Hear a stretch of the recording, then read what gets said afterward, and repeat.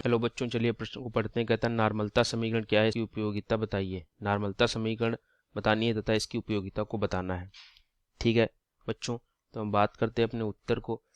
इसकी सबसे पहले प्रश्न की मुख्य अवधारणा को समझते हैं। इस प्रश्न की मुख्य अवधारणा को समझते हैं। इस प्रश्न की मुख्य अवधारणा क्या है कि नॉर्मलता नॉर्मलता समीकरण की व्याख्या। नॉर्मलता समीकरण की व्याख्या।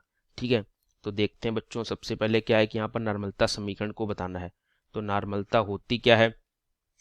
नॉर्मलता होती है विलेय के या 1 लीटर विलयन में 1 लीटर विलयन में उपस्थित 1 लीटर विलयन में उपस्थित 1 ग्राम तुल्यांक उपस्थित 1 ग्राम तुल्यांक विलेय के, या ऐसे लिख सकते हैं विलेय के 1 ग्राम तुल्यांक। ठीक है, 1 लीटर विलयन में उपस्थित 1 लीटर विलयन में उपस्थित विलेय के ग्राम तुल्यांक। ठीक है, विलेय के ग्राम तुल्यांक, ये नॉर्मलता कहलाती है। तो मैं समीकरण बतानी है नॉर्मलता की। तो नॉर्मलता की जो समीकरण होगी हम इसी से लिख पाएंगे। क्या होती है नॉर्मलता? बराबर क्या है कि विलेय के ग्राम तुल्यांक, विलेय के ग्राम तुल्यांक। ठीक है, विलेय के ग्राम तुल्यांक बटे लीटर विलयन में उपस्थित, मतलब विलयन का आयतन। विलयन का आयतन, वो भी आयतन किसमें? लीटर में। ठीक है, वो भी आयतन किसमें? लीटर में। ये हमारा आ गया है नॉर्मलता का समीकरण। ठीक है, नॉर्मलता का समीकरण। उसके बाद देखते हैं, उसके बाद यहाँ पर उसके बाद देखते हैं क्या होता है। उसके बाद देखते हैं यहाँ पर बच्चों कि इसकी उपयोगिता लिखे। उपयोग की बात करें तो उपयोग इसका क्या होता है?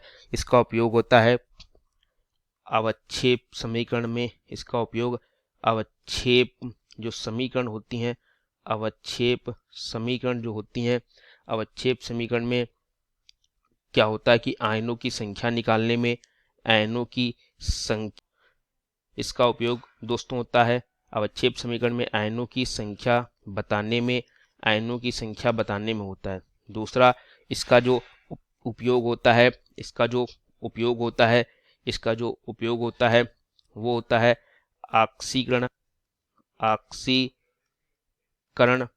और अपचयन अभिक्रिया में। इसका उपयोग, दूसरा जो उपयोग होता है इसका होता है उपयोग ऑक्सीकरण तथा अपचयन में, आपसीकरण तथा अपचयन क्रिया में, आपसीकरण तथा अपचयन क्रिया में। ठीक है, वहां पर क्या बताता है? वहां पर बताता है इलेक्ट्रॉन की संख्या, इलेक्ट्रॉन की संख्या। ठीक है, तो हम दोस्तों समझ सकते हैं कि यहाँ पर हम किस प्रकार से इसका उपयोग होता है और इसकी समीकरण क्या है। तो उम्मीद करता हूँ आपको हमारा ये उत्तर बच्चों बहुत अच्छे से समझ आया होगा। धन्यवाद।